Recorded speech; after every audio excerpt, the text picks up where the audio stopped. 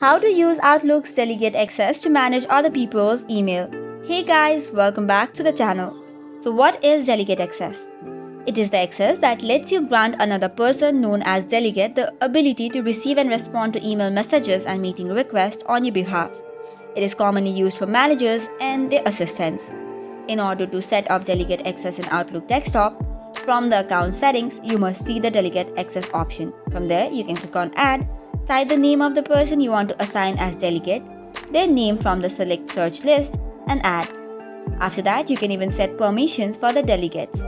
However, you might not see these options if you do not have your email account type, such as IMAP or POP or other non-exchange email account.